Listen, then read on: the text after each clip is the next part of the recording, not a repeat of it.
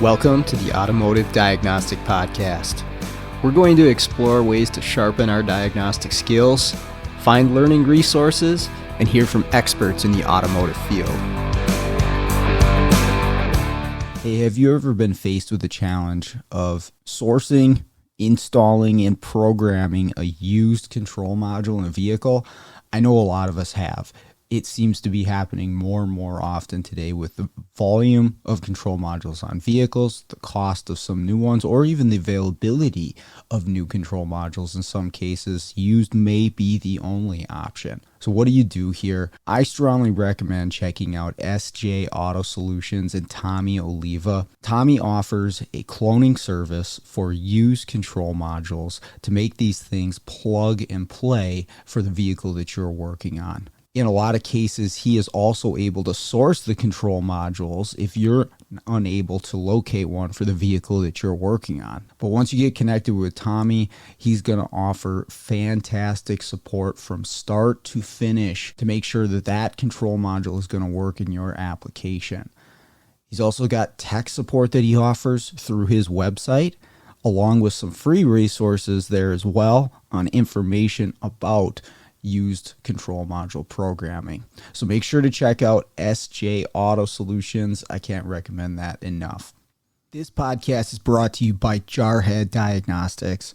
Jarhead Diagnostics manufactures in-house diagnostic equipment and storage solutions, as well as distributes for companies like Pico, ATS, and TopDon. One of my favorite tools that I've bought from Brandt and Jarhead Diag is the case for the U-scope. If you don't have a U-scope, you probably should, but if you have one, you got to get one of these 3D printed cases, has a magnet on it, has a full-size BNC lead that you can connect to, and it gets rid of the weak point of that scope, which is the mini BNC connection, which is pretty fragile. This case makes this thing nice and secure and makes it an even better tool than it was. So check out jarheaddiag.com. The link is in the show notes.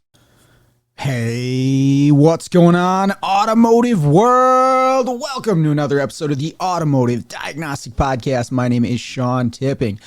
I'll be your host once again for today's episode. Thank you so much for joining me. On the show this week, I've got Tanner Brandt joining me.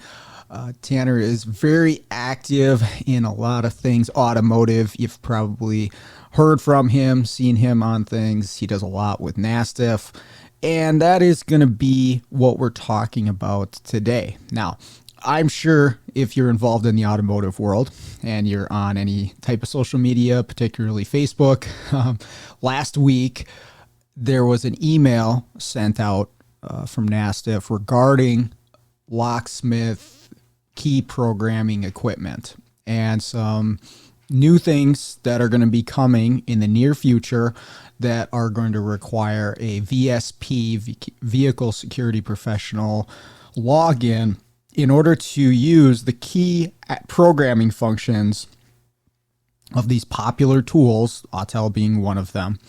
And the email that was sent out, I mean, this actually has been in the works and been talked about in various forms for quite a while. But now that they've kind of put a date to it and they sent out this email, it sent the automotive social media world into a frenzy. I couldn't believe the amount of posts and stuff that I saw about it. The memes are great. I actually really enjoy some of those, so keep those coming. But it's a debate, and there are people that have opinions on both sides of this, and there is a lot to consider when we talk about this. Now, I'm going to talk to Tanner, and he's going to offer some really good perspective on where this came from and what it's going to look like for us in the automotive field. Now, in general, this conversation that we have is pro NASTF, right? That this is a good thing. And again, he's going to offer some really great perspective on this stuff that we'll chat about, and we'll bring up some of the concerns that people have.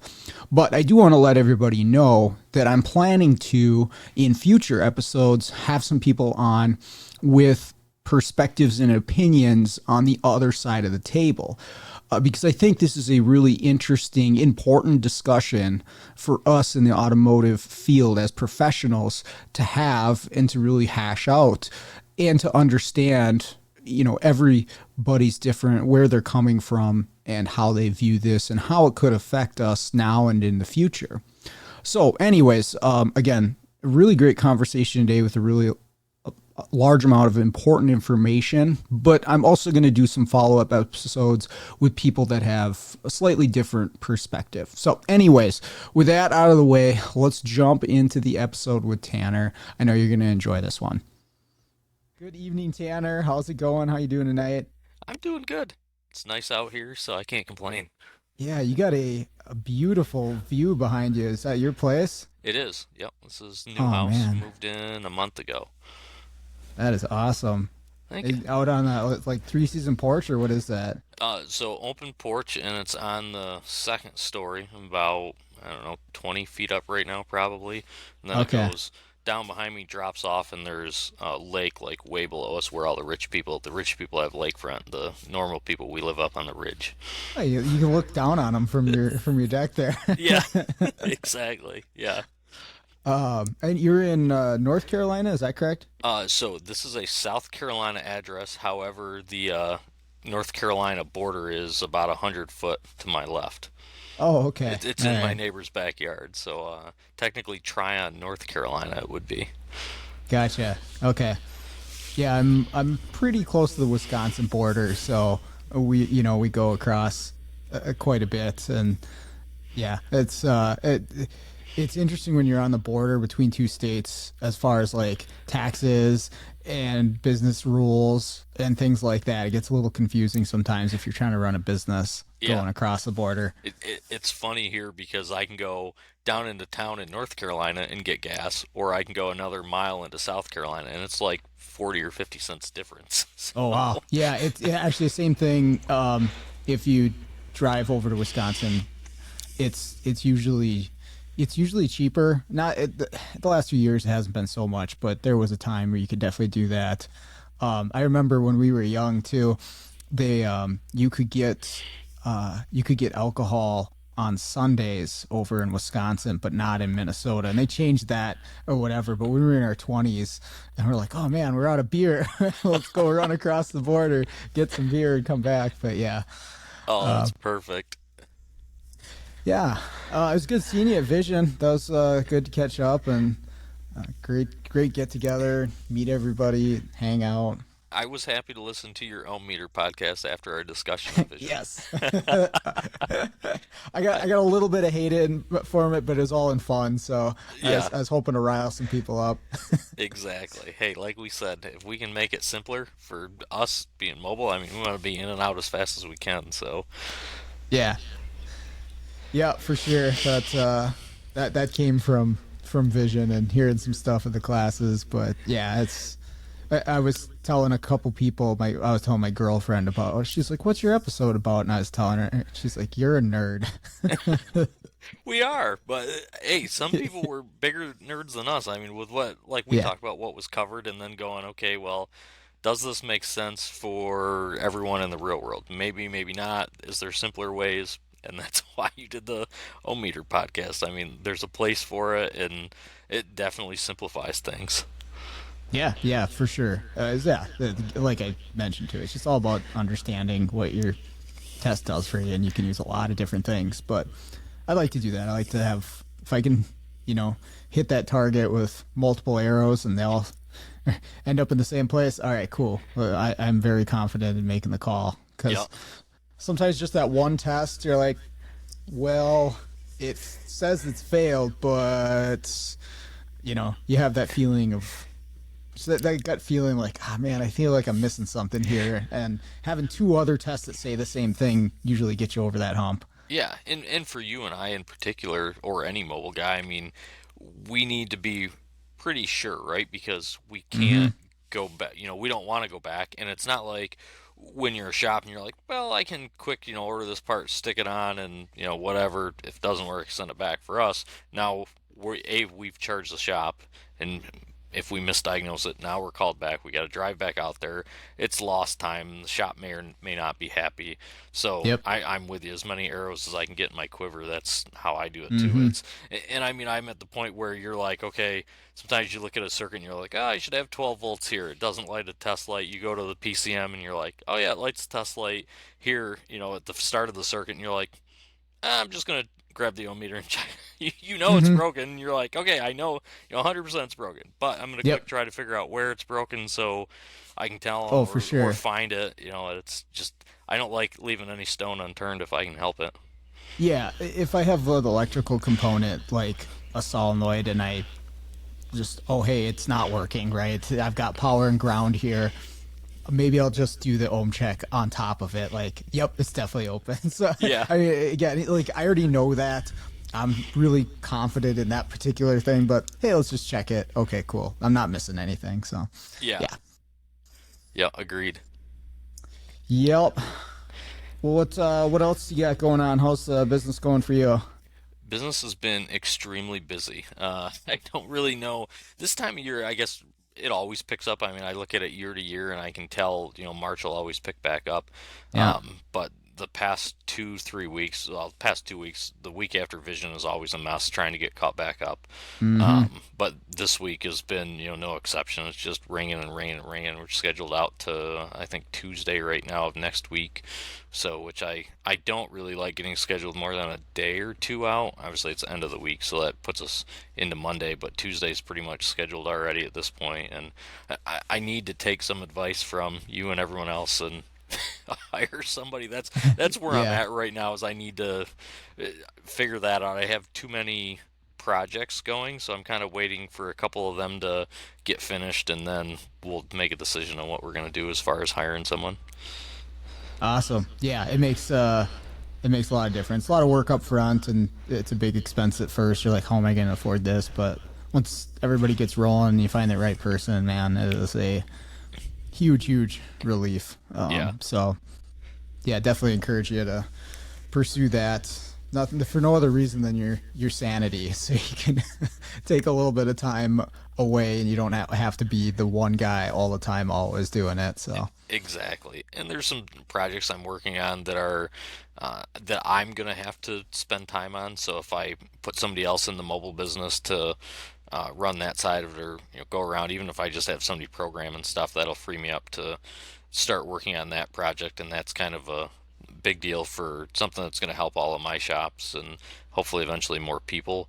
But it won't get done if I don't make the time to do it. So yeah, I mean, well, speaking of projects, and I wanted to bring this up for everybody listening, because I'll be honest, I didn't understand how much of a valuable resource this was. The the website or the landing page, whatever you call it, that you've been working on. What's the name of it? This I don't get it wrong. Collab Tech.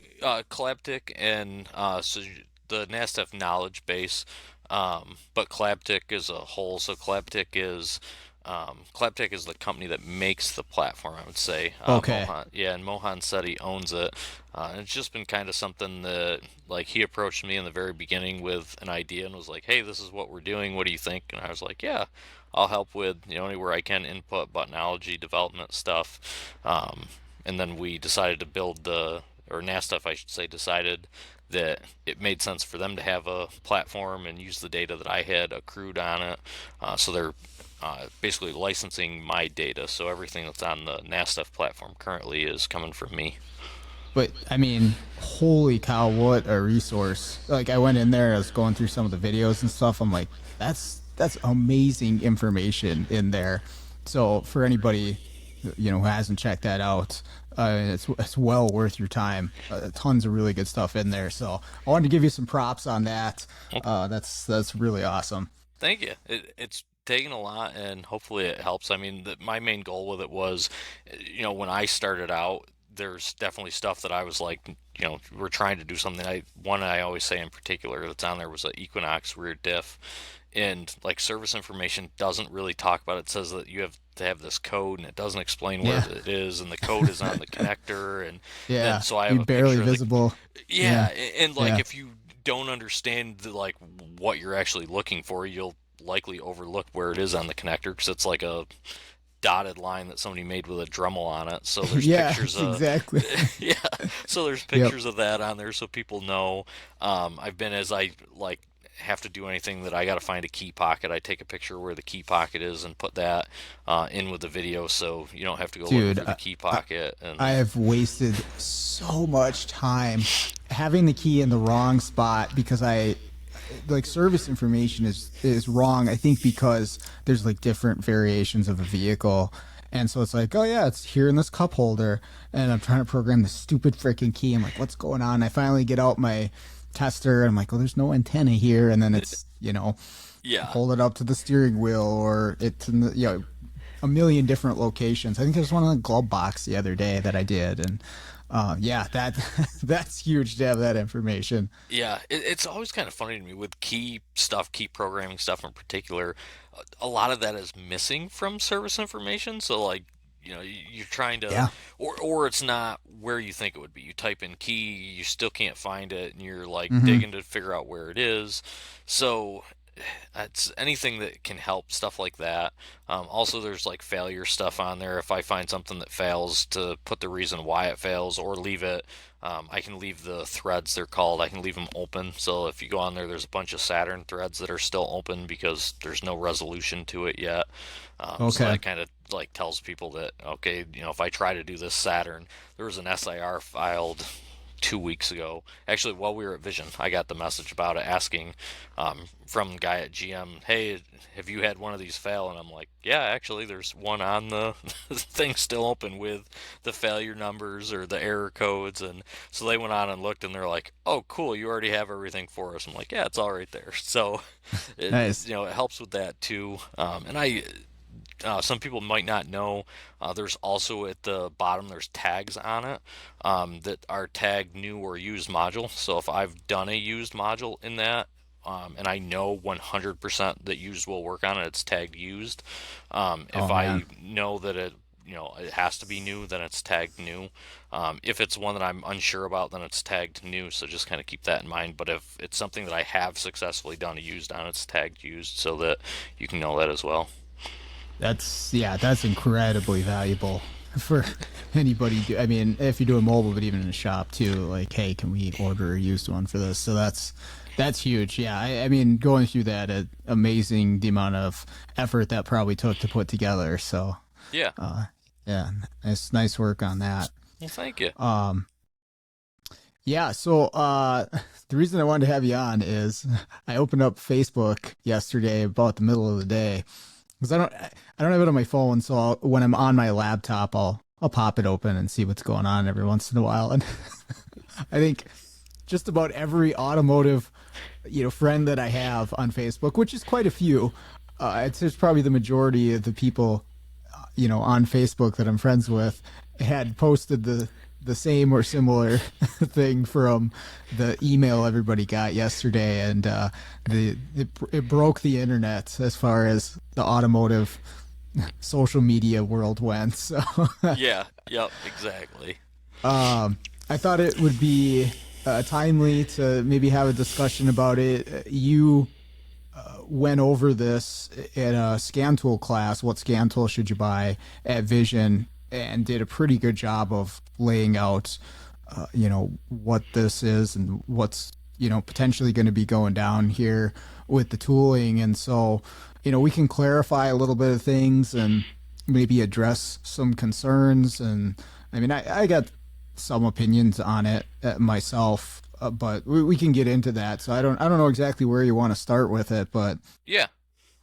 So the first big thing I guess I would say is uh, go on and there's a more info button in the email. So go on and watch the video because there's a video that is attached to it that explains what it is and basically what to expect and explains that it's mandatory or not mandatory. It's a voluntary program for scan tool companies.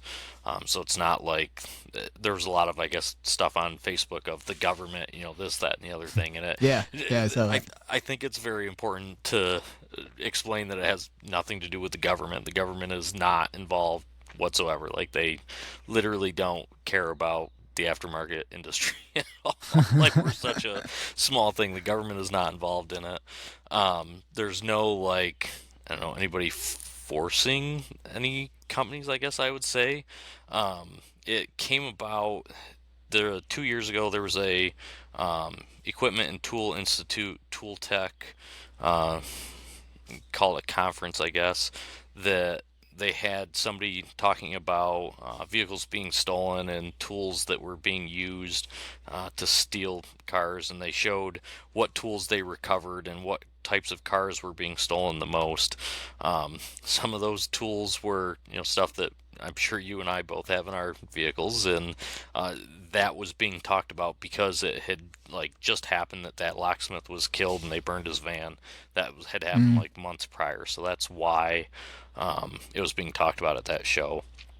So I guess that's where this all stemmed from, or that's what started the discussions about this project. So I should explain Equipment and Tool Institute, what they are. Keep in mind, as I guess I go through this, that I don't work for Equipment and Tool Institute, and I don't work for NASTF. It's I obviously help NASTF with the knowledge base. I don't have any association with Equipment and Tool Institute as far as working for them. I've attended their Tool Tech and friends with everybody that's part of the organization. Just I guess same with us, going to Vision. They're there for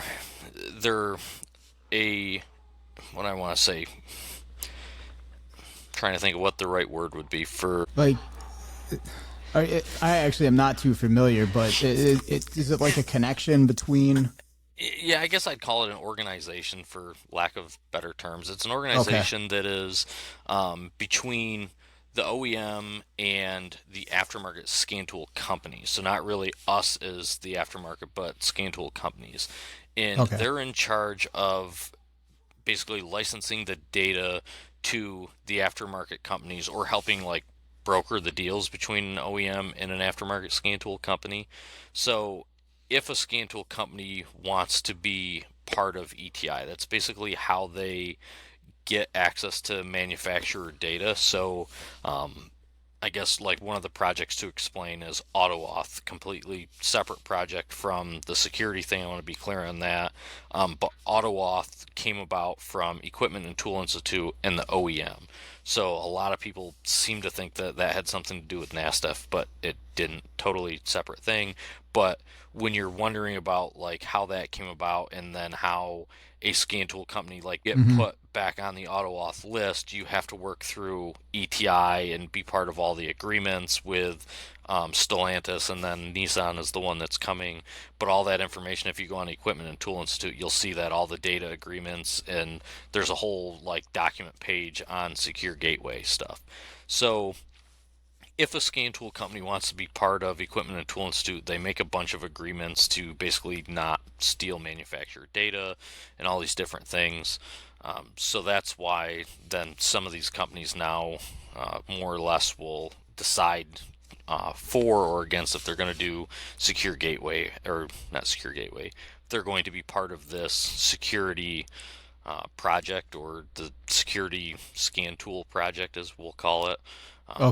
If they're part of ETI, then they have to. But if they don't want to be an ETI member, then the government isn't forcing them. I guess that's why I want to bring this up. Is there was a lot of confusion there on Facebook of the government's forcing us, and so it has nothing to do with the government. It is optional for scan tool companies, not if they are an Equipment and Tool Institute member, is my understanding. But again, not all scan tool companies are part of ETI.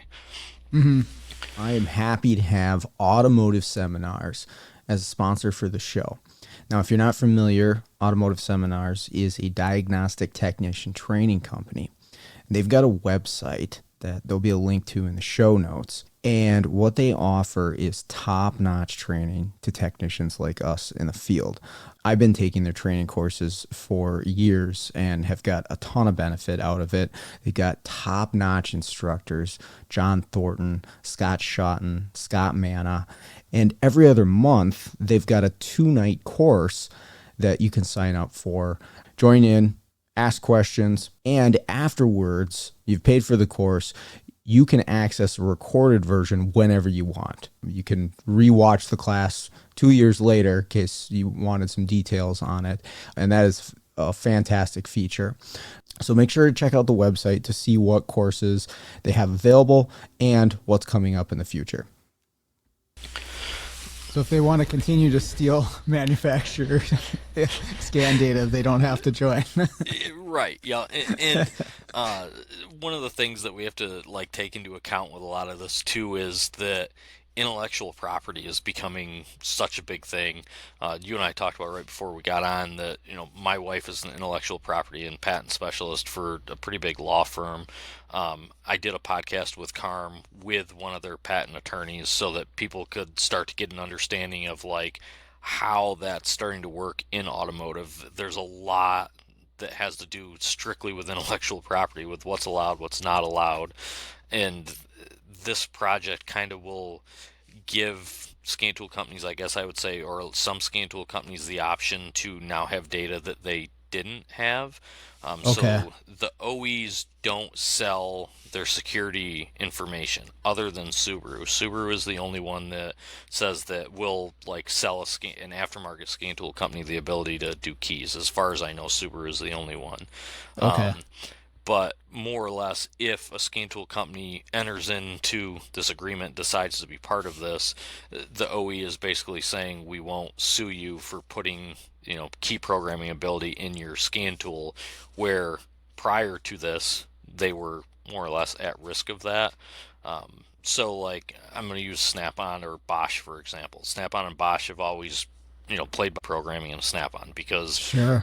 you'd have to steal or whatever, reverse engineer, and they're working. Obviously, we know Snap-on has Snap-on Business Solutions or whatever it's being called now, that they're working with the OE and helping build the OE software. We see it with Honda and Hyundai Kia and stuff like that, or used to be Hyundai Kia. Hyundai Kia's payment site is run through Snap-on, or was. Sure. But so now those tool companies have the ability, if they so decide, to say, okay, well, we're going to be part of this security program, which will require a vehicle security professional license through NASTF, but it gives them the ability to add that to their tool now if they want to. Now, whether Snap-on and Bosch will, I have no idea. I have no idea of what companies are going to choose to be part of it. I obviously know some that have tested. That's the other side of my business, is beta testing. But Okay. as far as what companies are going to choose, I'm not sure, and I don't even know. I'm not connected enough with ETI to be able to say, these are the companies that are part of ETI, these are the companies that aren't. But keep in mind that the reason that I think we'll see more companies start to be part of it is ETI basically gives them the connections with the OEs. So if a scan tool company says, I really want to start to work with an OE, I'd like to start to try to make software, I'd like to sell them parts. We saw I'm going to use Autel as an example here. A lot of us saw on the Autel landing page for the past couple of years, all of a sudden they had all the ADAS sensors and stuff, and they were really pursuing to sell their sensor technology to the OEs. Well, obviously if you don't have a good relationship with the OEs and you've burnt bridges there, not likely income stream, I guess I would say, for a lot of companies, or a potential income stream. So Yeah. if we see a lot of scan tool companies jump on this, I would tell everyone, keep in the back of your mind that I don't want people thinking that everyone's out to get you. There's always a bigger reason behind it, and a lot of times that's what it has to do with, is they're hoping a better relationship. Yeah. But then, Well, the intellectual property thing, I've read up on that, and the purpose behind patents, if you go way back to when they first started using them, was to encourage people to innovate, right? That, hey, if you do a bunch of work and you come up with something really useful or cool, you're not going to, someone's not going to be able to just steal that from you after you've done all the hard work to develop it or to figure it out, right? That's the idea behind it. And so if those things are in place, it's a good thing because it will encourage the really smart people out there to keep making really useful tools and things that make our jobs easier. But if it's the opposite, where you have to do months and months of work to figure something out, I see it in the module, like the board level world a lot, right? Because that's kind of the Wild West right now. Correct. Some guy in his basement could figure out how to crack, clone a module that like no other tool could do. Well, if he shares that information, now everybody else just knows how to do it, right? Now you just do these little pins right here and you short the clock and you got a clone module. But it took him 6 months and 10 different modules to figure that out. Well, if everybody just copies it, like, why was it worth him doing all of that work, right? And I don't know how it would work in a world like that, but that's just an example of like, no one's going to want to innovate or share what they innovate if it's just going to get stolen. And we've seen that. And I mean, that's what we're referencing. I mean, I'll just say it. Autel stole a lot of stuff from a lot of manufacturers, and you saw it in their tools, man. I remember the first time I saw the Ford Power Balance. This is like way back. I was using the DS 708. I opened that up. I'm like, what is this? I'd never used IDS at the time. I'm like, this is amazing. Yep. Oh, yeah. And that's part of it, too, is all of us were like, this is fantastic. And all of a sudden we had things that we didn't have access to before. And right. So, like, there's good and bad, obviously, to all of that. So I'm glad that you brought up Power Balance, because I think it's important, too, to make people understand that, like, things like that aren't what this is targeted at. It's simply targeted at key programming, and realistically, I'll leave it, I guess, key programming, or what the manufacturer deems a security related function. I should quickly, I guess, dive into why and how it came about, as far as like I explained what ETI is and what intellectual property is, but not why like this project actually came up. I got kind of, I guess, sidetracked. So that's cool. I like sidetracks. Yeah, you and me both.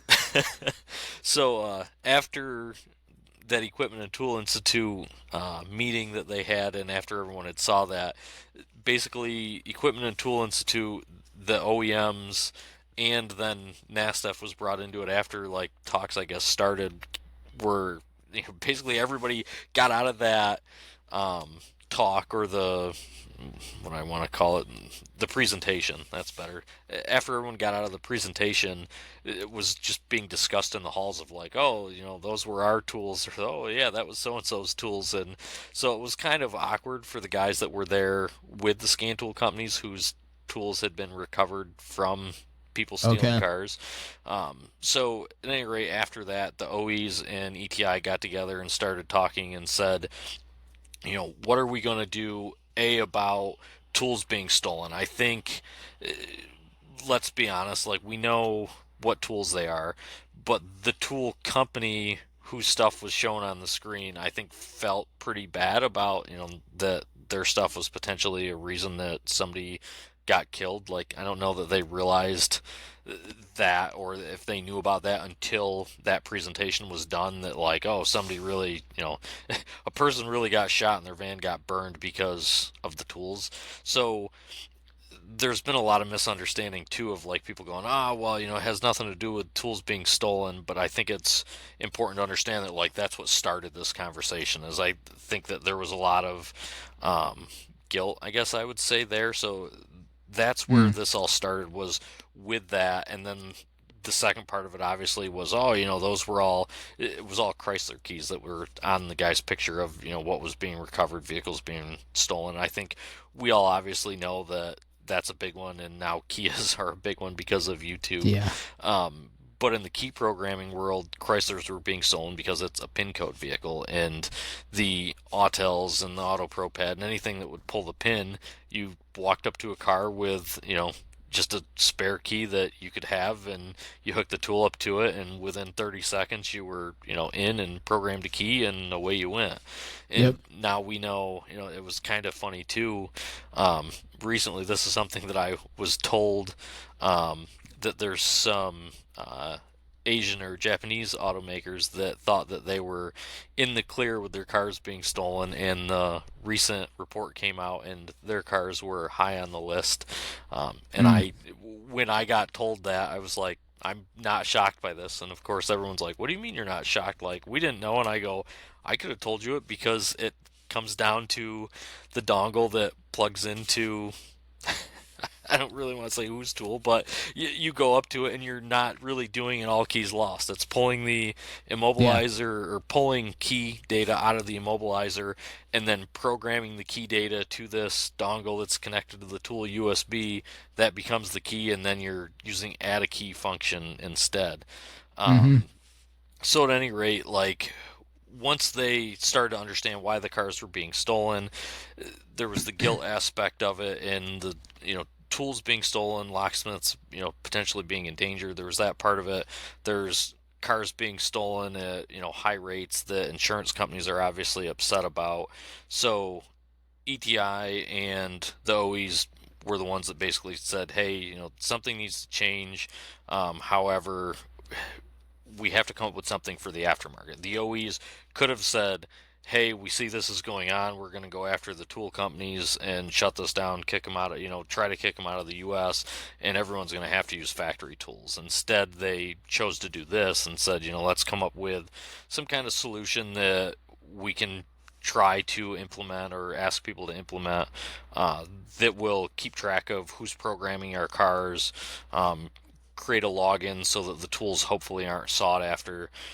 As I said, that was kind of what started the discussion. But obviously, they want if an aftermarket tool is going to be used to program their car, they want to know who's programming. I mean, it's no different than us having to log into the factory tool. That's why we have a login. That's why all the dealer techs have their own individual logins, because they want to know who's programming a vehicle. If they didn't care about it, there'd be one dealer login, and that would be it. Right. Yeah, and I want to touch on the vehicle theft thing, but we should probably clarify. I mean, obviously, a lot of people have seen the posts and know, but just in case someone's listening and hasn't heard exactly what's happening, maybe we should start with what they're implementing with these tools and as far as you're aware, what's going to be happening with that. Yeah. So there's going to be a login that is a vehicle security professional login in aftermarket scan tools, again, that choose to be part of the program, because it's not being forced on like anybody. So when you go into your scan tool, if you're scanning a car, doing bidirectional controls, whatever you're doing, if say you have a tool that has programming functions, you're not going to be asked for this login. The only place that you're going to be asked is if you're doing add a key, all keys lost, or some type of immobilizer reset, or what the manufacturer deems security related. Add a key function was put into this because of the Asian manufacturer that we just talked about, that they realized that they're doing all keys lost by forcing the car into add a key through another means. So, Mm-hmm. because they've now realized that, the add a key is put into it. So you'll be asked for a vehicle security professional login. You will have to get an ASTIF VSP. You can have a primary VSP account, or if you work for a shop, you could also have a subordinate account. So the shop would get the VSP, and then you would get a subordinate account through your shop. There's a couple different ways to get it. Basically, if your shop doesn't have it, my opinion is they should have it regardless, because there's going to Mm-hmm. come a day that you need to get a key, or you need to cut a key, or you're going to have with a new Ford. I mean, I run into this constantly with the locksmiths locally to me that don't have a VSP, that I've got to go out and help them with programming any of the Fords that already require a VSP, whether we're, all keys lost, or adding a key, or parameter reset, whatever PCM, it is. yeah. Yeah, yeah. And then same with Chrysler stuff now, BCM or RFH or something like that. So you got to have it regardless, but this program is basically going to uh, create a login in a aftermarket tool for this. So there's a lot of, I guess, people that are upset of, am I going to lose functions in my tool? And I would say no. If you're a Snap-on or Bosch user or something like that, and they choose to be part of it, you're probably going to gain functions because they will likely be putting functions in that then they don't currently have. If you're a Autel user or something and they choose to be part of it, then you're still not losing functions. You're just going to be asked for a login on it. Now, how companies like Autel and AutoProPad and stuff like that, who have like specific key programming tools, are going to do it, that I'm not really sure. That depends on how they decide to implement, but just know that you're not going to be asked for the login unless you're doing a key function. Okay. And then how does it work with the D1s? Because right now, if I do a VSP transaction, I'm filling out an entire D1 with the owner authorization and identification and all the stuff that goes into that form. How is that going to work with the tool, or have they announced exactly how they're going to do that? Yeah, so as of right now, there is no D1 required. That was the agreement. Obviously, I'm sure an agreement, could change, sometime in the future, but who knows? Right now it is said no D1 form required, and that's what all the OEs agreed on, and ETI and NASDAQ all agreed, no D1 form required. The idea behind that was that, so we're going to use Chrysler for example. Mm-hmm. If you're in the scan tool and you're programming keys, you're going to be asked for the PIN code. So you would have gone to Mopar key code to get the PIN if it's a rolling PIN vehicle or something, and you had to get it. You're going to have filled out a D1 form at that point for it. So Okay. you're not, using it when you're using the tool, you've already got what you needed from the D1 form. The one that I'm curious to see is Ford, obviously, because we're not going to get anything, but the thought is that if you're doing all keys lost and you're programming a key or you're adding a key, that you would have gone to get the key cut code. Okay. So that is the idea behind it currently, is that there's no D1 form required. Obviously, everything in the future, who knows what the OEs and stuff try to, maybe, in the future, I guess just keep in mind that somebody could say, oh, we want to, I don't know, talk about how we do this, or, require D1 form. But as of right now, it should be known the agreement is no D1 form. But I just don't want, if it happens 20 years from now or something, people be like, Right, you guys yeah. said, who knows what the future is. And obviously I don't work for any of the OEs, and I think it's always important to understand too, when a D1 form is required for us, even using OE tools. It's not NASDAQ that decides that, it's the OE. So that's why, I guess I want to bring up that if it changes, it's not going to be NASDAQ that's yes, you need a D1. It's going to be an OE that comes back and says, no, we want the customer client information so that we can make sure that the car's not being stolen. It's always the OE's decision to say yes or no, we want a D1 form. Sure. Well, if anything changes, I'm coming back on Tanner, and I'm gonna play this episode. No, I think it's a good idea, and if you're doing keys anyways, I think it's a good idea. But you should probably still document the owner authorization like you would normally with a D1, right? And have that stuff somewhere stored that you can access it in case something does go down, right? And now especially that, hey, it's going to be tracked. You made some keys for this thing. There's paper trail there. If something ends up happening, it would be in your absolute best interest to have proof that, yeah, the owner of the vehicle, paid me to make a key for this thing, and here's the documentation. So although it's a pain in the ass, still a really good idea, even if you're not filling out a D1. I think it's just good business practice and covering your butt, right? People complain about it a lot, but boy, it's something goes wrong and car gets stolen, or God forbid somebody dies or something, depending on the scenario, you want to have that documentation somewhere that you got authorized to make that key. And it's very interesting. I mean, we're both friends with Cody Gaddy. I mean, he got stuck with, I don't know the complete story, so you have to have him tell it sometime. But basically, it was I think ex-boyfriend that was asking him to cut a key in the boyfriend's name. I think was on the insurance or something. So he did everything he was supposed to do. Took had all the correct documentation, but the ex was trying to steal the car from the girlfriend. So Mm-hmm. it's kind of interesting. I hear about a lot of the stuff that goes through NASDF, and when weird things come up, NASDF will send out emails so that people know, to be on the lookout for it. But we always go, why does this stuff come about? Well, it comes about because people really do try to steal cars, and I think a lot of us Yep. go, we just want to fix the cars, which I agree 100% on. I'm with everybody on it. Like, there's definitely times that, obviously things like filling out a D1 form can be time consuming. Getting a customer license and stuff like that can be a pain.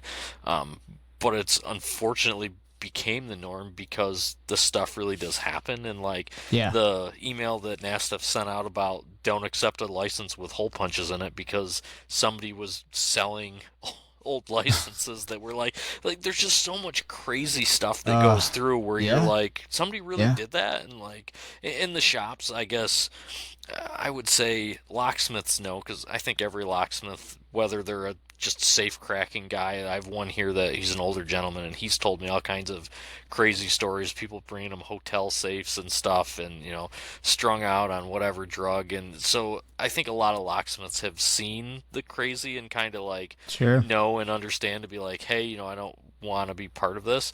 But shops may not, because the car could get dropped off, and like Chrysler, for example, hey, yeah, I grabbed this car and I'm bringing it in for whatever, could you just add a key to it, and not know that they already added, they were the one that took the car. And so shops, I don't want to say are oblivious to what goes on, but a lot of times they don't know that like this stuff Yeah. actually is happening.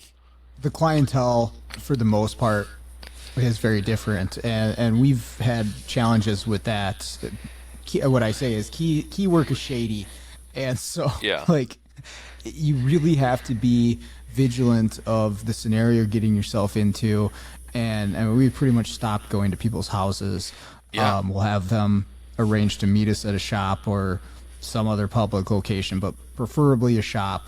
If an individual gets our number for keys, we tried to avoid that in the first place, but it happens, and so I'll say, yeah, we'll meet you at this shop.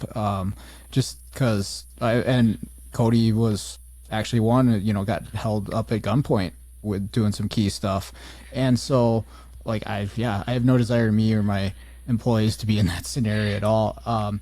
Because people do steal cars, right? And that's the other thing, like these tools. Again, I'll say the Autel. Like this is a good thing. I guess I'm promoting Autel, kind of. They make it so freaking easy to make Yeah. keys for a car. My administrator guy was helping out. He's programming keys to cars, and he's a very smart guy, but he's not from the car world. Like that's not his background. He's not a locksmith. None of that stuff. And it just holds your hand through the process, so it makes it so simple, especially for particular makes. Right? There's others that are much more difficult. You know, to get a key program, especially if you don't have one. But man, there are some where it's boom, you're in, you're out. You got a running vehicle. And so, yeah, safeguarding some of the stuff, I don't know, it makes sense to me, because I don't want my car stolen, right?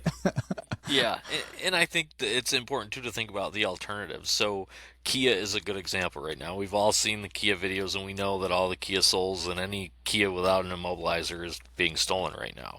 Yeah. So there's no overreach for anything. There's nothing that can be done. They didn't have immobilizer systems, right? So it's not like more laws can be passed to prevent it. It was just a oversight on Kia's part, I guess. So then now what happens? Well, the insurance companies go, all right, well, we're not insuring these cars anymore. So now everybody that's got one, they're either insurance has gone through the roof, or any car dealer that has one that wants to sell it, when somebody goes to get insurance for it, the insurance companies won't even quote it, is what I'm being told. So now you have these cars that could be brand new cars that you get a call tomorrow and you're like, yeah, your insurance is going to go up to $1,000 a month. So Mm-hmm. the system's going to self-regulate itself somehow, right? So with cars that get stolen a lot, they're going to become uninsurable, and then the consumer is going to be in trouble, and then the OEM is going to be in trouble because they can't sell the cars. So it always comes back to protecting the consumer, right? So that's where I guess a lot of this has came in, is protecting the consumer, the OEs wanting to know who's programming their cars and be able to track when a key was programmed in case that car gets stolen. And then again, it's the idea stemmed from the locksmith getting hurt, getting killed, because that had just happened when that meeting took place. So, and like you said, Cody getting held up, like Cody's got a VSP, so NASTF knows about that, and like we all find out about it. And then when cars do get stolen, like NASTF is very involved with vehicles being recovered and knowing, what types of vehicles are being stolen, how many each year, doing theft recovery or helping with theft recovery and stuff. So they see it obviously a lot more than we do all the way across the U.S. They know everything about it. So sometimes as us being outsiders, we may go, we don't really have problems with it here in my Right. area, but you may or may not. You don't know. I live, like I say, on the border of Greenville and South Carolina, or on the border of North Carolina and South Carolina, and Greenville, South Carolina is like the biggest city in Asheville, North Carolina, and between those two. In Greenville recently had like a slew of problems, and it was one of the like groups going through and stealing cars, and easy to get them from here to Charleston, run them down the highway, and run them at night and get them to the port, and out of the country they go. Mm-hmm. So they didn't really understand what was going on. I didn't get involved with the authorities here trying to help them or explain to them how it's happening and why, but it's just part of, I guess, as things evolve, that there has to be programs that get put in place to protect the consumer, more or less. And unfortunately, I would say I think a lot of it stems from, push button start, proximity keys and stuff. You only have one layer of security Yeah. now instead of two. So now all of a sudden it's people, trying to figure out, okay, well, how are these cars getting stolen, and now what do we do? So, are we, I don't want to say this program, but any program or anything that they're trying to do, D1 form, when it only requires a D1 form or wants a different type of login, even like at the dealer, right? Dealers have to have a different type of login. So like Chrysler, not all of their dealer technicians have a login to be able to get a PIN code. So the dealers even know that, they're having to protect that stuff. And that came from, I'm sure in the beginning everybody had logins that could get PIN codes until Mm-hmm. all of their cars got stolen, and then they're like, oh, okay, not a good idea. Now we gotta, make changes. So I think that everybody should think through that this is just part of, technology changing. And a lot of us think about, we just want the car fixed, but unfortunately the car's pretty complex, and this is just one of those things that's going to happen over time. We're going to see different projects like this come and go. Yeah, and it's getting more challenging to do what we do every day for a lot of reasons, right? And on one hand, I'm like, well, I don't need anything to make my my job or what I'm doing more difficult, but at the same time, this is a form of barrier to entry, which I've heard a lot of people call for over the years in various ways, like a certification or something. Like, not anybody should just be able to pick up a wrench and do this. There should be some sort of qualification or whatever. And I mean, in a way, that's what this is, just for like the key side of things, right? Oh, and of course there's still going to be ways to get around it, right? That's Oh never yeah. gonna stop. But it is kind of putting that clamp down on, again, like I was saying, just how freaking easy it is to do with some of these tools.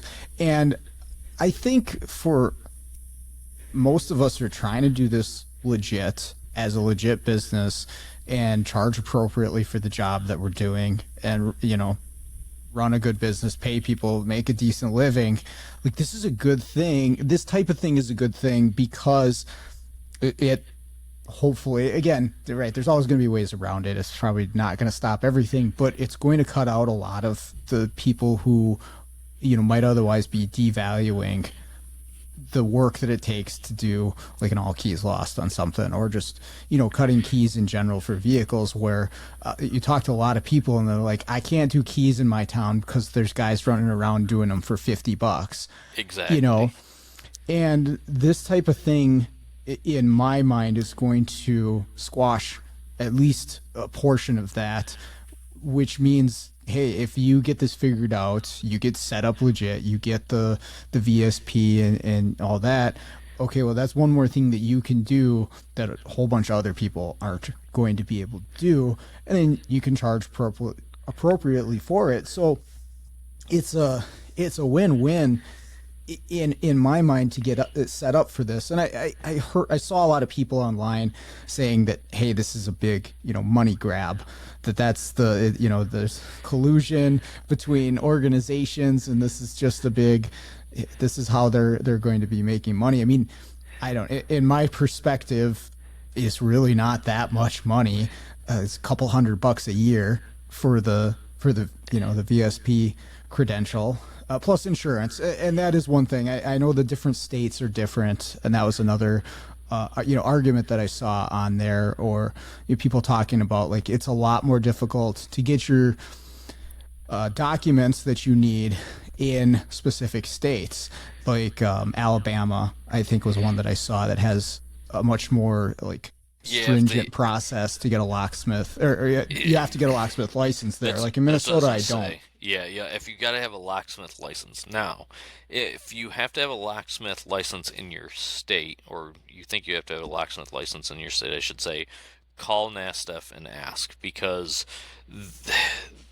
there's different agreements. So like North Carolina, you're supposed to have a locksmith license first to be able to get your NASTF VSP, but tons of guys have their VSP that don't have a locksmith license, and the reason for that is the way the laws are written is you may or may not, it's going to be different per state, but you may or may not actually need a locksmith license, because are you actually cutting and selling keys and that's your primary mode of business? Are you just the one programming the key? Like, there's all these different things. So those people really need to call and ask, because it's likely not as difficult for them to get it.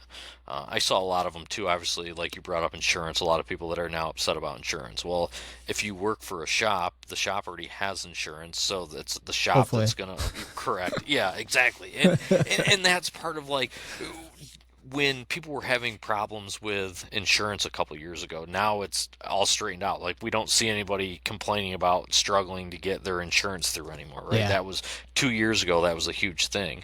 Well, what was being found, why everybody was having issues with insurance, was people were submitting policies and they were personal policies. So it was no different than if you wanted an umbrella policy, and that's what all these people were running their businesses on without knowing it. They had went to an insurance agent and was like, hey, it was somebody like you or I, and they're like, we don't have a shop, this is what we're doing, and they're like, oh cool, you just need an umbrella policy, and not, so they weren't protected properly anyways.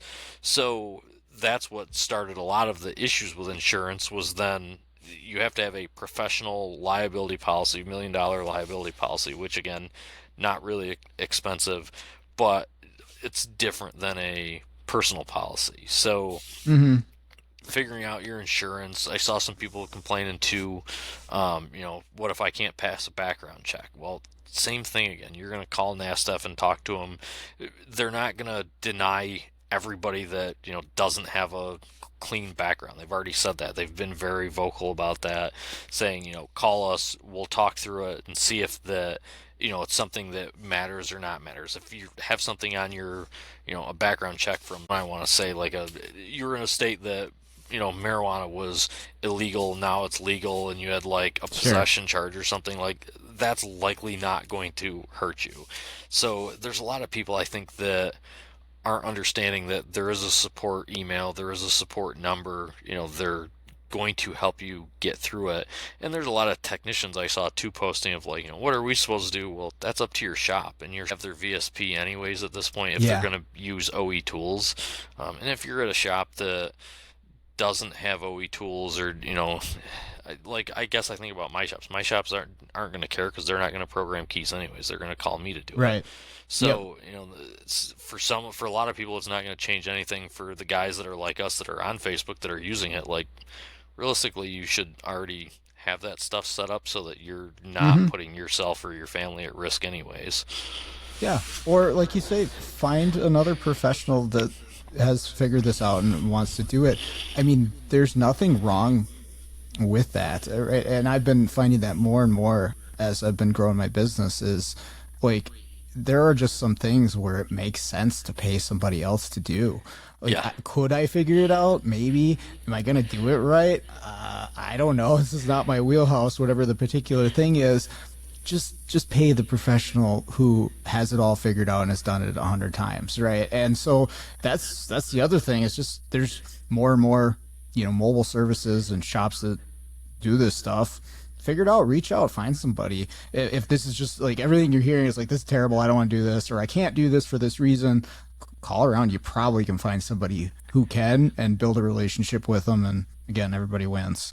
Exactly. And the end thing too is that all the different responses we saw about people being upset about things, just call and work your way through it if you want to pursue it, and understand that when you're calling a nonprofit organization, NASTF, that is not run by the government. It's Donnie, that is the president, used to teach at training conferences, so he was one of us prior.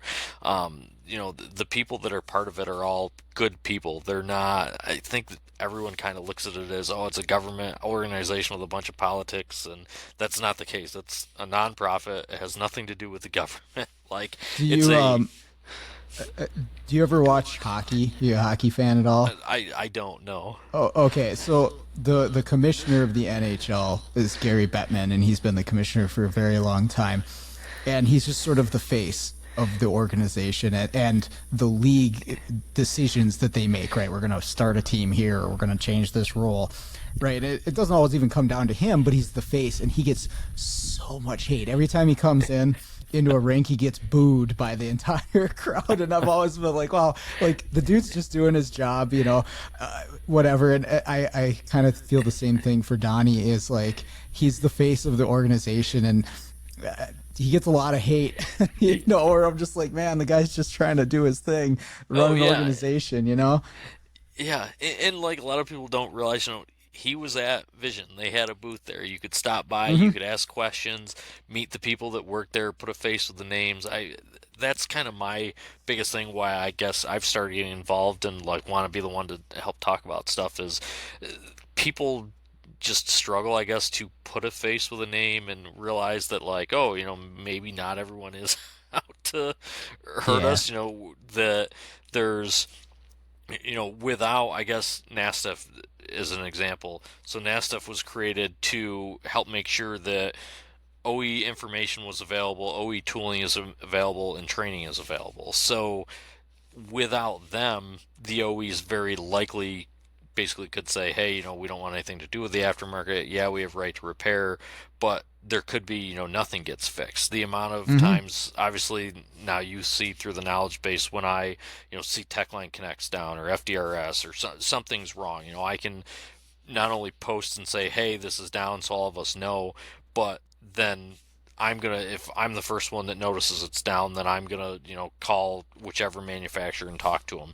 If you file an SIR, something's not working, NASA's gonna have that OE call you, and that OE is gonna try to get as much information as they can to work through it with you. So, yeah, I think it's just important to understand that, they're not there to hurt you. It's there to help you. If you're not an ASTF, member at all right now, even at a free level, go sign up so you get access to the knowledge base and kind of see what's there.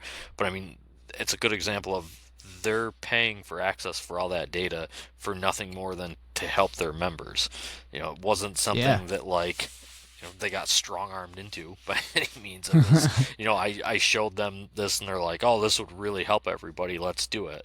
So it's definitely important to think through that. I would say for everybody that, is upset about it or, was upset about it, to remember that everybody that's part of that organization is just like you and I, and they were brought into this as the login piece of it. Like NASTF wasn't the one that was, like, came up with the idea on their own. It was like, this is what we're going to force everybody to do. Like, that wasn't the case. Yeah. Well, that's the thing is like, I've asked some people, because there's been a lot of complaints about NASA and everything over the years for various reasons, right? But I've always been curious, like, well, what would you think? How would you do this better? How would you organize it or structure it in a way that, it doesn't have the things that you're complaining about? And to be totally honest, like, I haven't gotten a great answer, right? And people make claims like, oh, there's collusion or money grab or whatever, but I don't know. For me, it's always been helpful to have a link to the OEs, right? And I think, well, okay, they're not there. Well, then I don't have anything, and they just tell me to pound sand, right? Like, I actually need to file an SIR either today or tomorrow. I'm going to do it. I have a Ford Expedition with a solenoid strategy issue, and it's on the something to do with Ford's files and stuff. And we tried calling Ford, and they're zero help. It's just they have nothing for us. And so, okay, well, now I have a route, because if I didn't have something to file there and to make a request, like, what do I do? I don't have another option in that case, because I need their factory tool to do this programming port, and I need to get the file from them. Okay, well, where's it broken? I proved it wasn't on my end. What do I do in that scenario? I have a partner in this case that I can reach out to hopefully make something happen, right? Correct. And without that, good luck. Yeah. And you'll file an SIR, and they'll reach out to you and figure out, you'll likely get a phone call from the person that's in charge of that program directly from Ford and get you an answer. What's the vehicle? It's a 19 Expedition, Okay. New valve body. New Ford valve body, I'll bet. Yeah, Yeah. yeah. And so we tried it a number of different ways to try to get this number in there, and it keeps setting the P13DE, something like that. I forget the code, but it's like programming error for the TCM. And we tried just the one number, because there's a TSB that says just do the body ID. Body. Yep. That didn't work. We tried ForeScan. We tried a bunch of different stuff. But here's the interesting thing. So we put the original number back in. It's happy. I actually went back through my customer list. I had another 19 Expedition that I had done a couple months ago. I put that number in there. It's happy. So I'm like, okay, well, it's not the car, it's not the tool. Like, what's going on with this specific file that it's getting from Ford? But you call and there's nothing for help. Yeah. For our hotline for Ford, or the aftermarket hotline for Ford, it's, oh, we can help you uninstall and reinstall. That's all. Yeah. So you need your login. yeah, That's about it. So yeah, you file an SIR, and then but that's exactly what's going to go on, is that it's going to be a missing file, and you'll get you'll file an SIR, somebody will call and go, oh yeah, the file's missing, we'll put it on and figure it out. But without a way to do that in the aftermarket, and people can say, well, the OEs should just, take care of us too, and give us the same hotline. Well, I would love that too, but I don't think they have any motivation to do that. There's no benefit to them to do that. No, exactly. And they're in the same boat as every shop that's listening to this as far as trying to find people. I have a good friend at Nissan North America Training Department, and he was telling me that even for a dealer right now, if a dealer wants to sign their technicians up for training, they're like months out to get them in, because they don't have enough trainers, so they can't fill the need. They've struggled to hire people, can't find trainers, can't find technicians that want to become trainers. So the OEs, we think about who's going to, do training? Who's going to help with fixing software? Who that we can call and say, hey, we're having this problem with this software? It's got to be somebody like us, right? Well, they're struggling to find people like us at shops, so they're struggling to find people like us at OEs too. So it's just, it's not likely that we're ever going to get hotlines from OEs. We're very fortunate GM has one to where they'll actually, help if you can get through. Lately, wait times have been kind of long because they're also having staffing issues. They're not 2.5 hours the other day. Yeah, I had an hour the other day, and I I actually text they're gonna change one of their prompts now. I felt so bad for the guy. I was on hold for 35 minutes. He picked up, asked for username and stuff, and then goes, and give me your phone number just in case you get disconnected. And that's all I heard, and then it got disconnected. No. And I was like, oh, after I sat on hold for 35 minutes. So I text the guy at GM and I go, can we change their answering prompts of questions? And he's like, why? And I told him, he's like, sending an email now. We're going to change that so they ask for the number first. I'm like, cool. So I go, that'll help everybody. But so I asked him, I said, wait times have gotten long. He goes, yeah, we can't find anybody. And so, I mean, Yeah. it's not, I think everyone always thinks, government's out to get them, the OE's out to get them, and all these different things.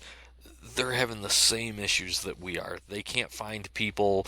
It's to troubleshoot software. It's a special kind of person to know and understand what's going on with the software, what we're having an issue with, and then say, okay, is it a software problem? Is it a, user error? Is it, they have to know the software in and out, so they've got to have skilled people. It's not like they can just hire, it's not like an answering service where they can just hire whoever. So that's why I don't think that it's likely that we'll see any, better hotline service, I guess I should say, from companies like Ford and stuff. Yeah. So, with that said, our only option is to file an SIR, and then NASDAQ will grab it. And I mean, typically when you file an SIR, somebody responds to it within a day or two. Sometimes they stay open, and if you see them stay open, know that it might be the OE, but it also might be the person that filed it. I bring this up because I'm guilty right now. There's a Honda one, two of them, that I filed 2 weeks ago. And I've been playing phone tag back and forth with Honda. They've gone like above and beyond to fix it. However, it's actually an immobilizer tool problem issue, but I have to be, it doesn't give you the unlock code right now in the aftermarket for some reason. So you have the like screen, I'm going to call it screen count because I can't remember what the actual word is, but you have to be connected to the car, and when you go into the immobilizer it gives you a number, and you have to put that number in, and then it gives you an unlock code. So in order for me to help them troubleshoot it, now that I filed the SIR, I have to be connected to the car when I'm talking to them. Well, I have no time to be, I do have access to a Honda because my wife has one, but when I get home, she is gone volunteering every night. So like we're back and forth, and by the time she gets home, it's this time. So Gotcha. So I filed these SIRs, and now they're still open because I haven't followed up because I can't, get the time to help them fix it.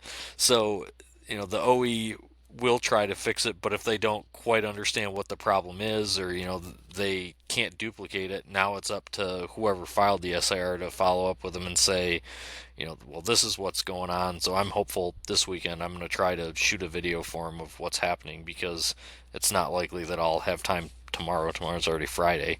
So, and I filed it and then left for Vision 2 days later. So they started calling while I was at Vision, and obviously couldn't help them while I was there. So Yeah, right. But most of the time, your SIRs are going to be answered, within 24 hours, I would say, is what I see. And somebody from that OE is going to contact you, or, do something about it within 24 or 48 hours, I would say. Yeah, that's huge. I mean, to have that ability, it's amazing.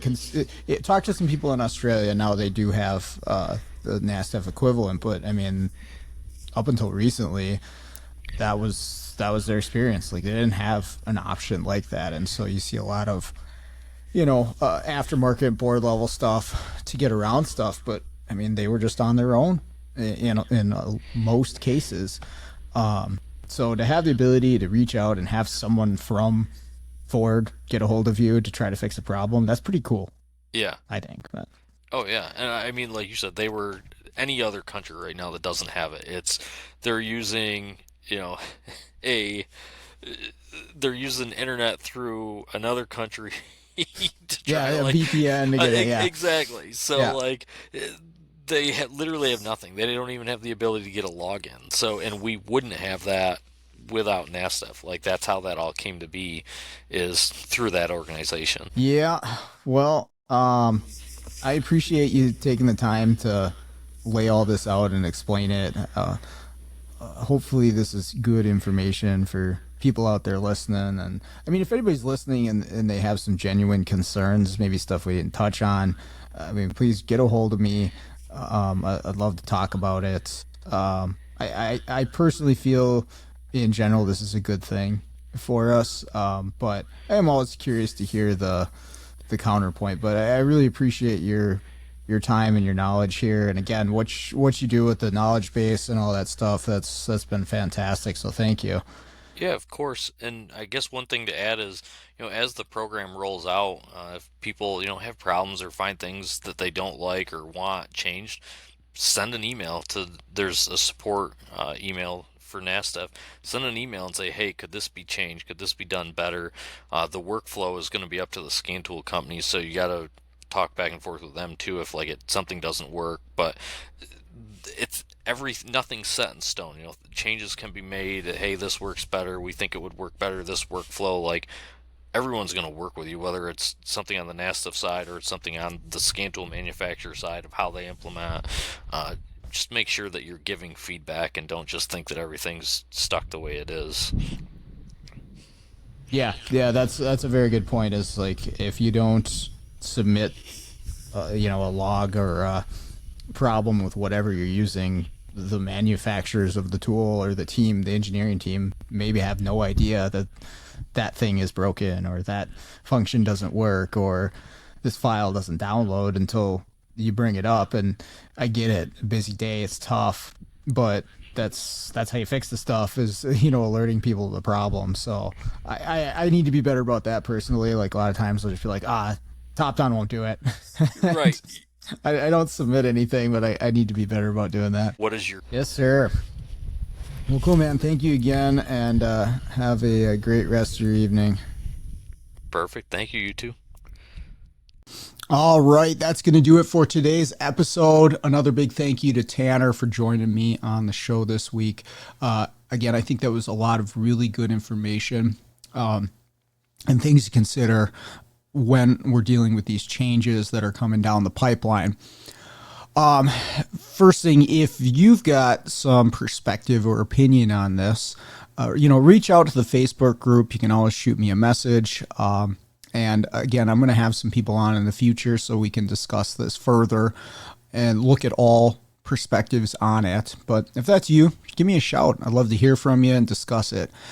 Also, if you'd like to win a free Automotive Diagnostic Podcast t-shirt, all you have to do is leave a review for the podcast or comment on our YouTube channel. We do have a YouTube channel.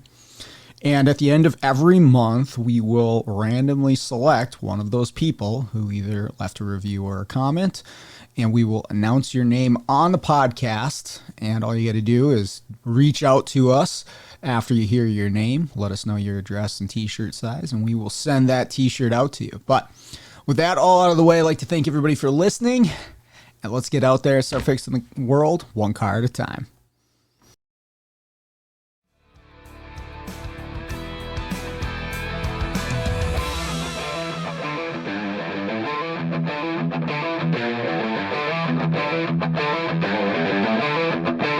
Thank you.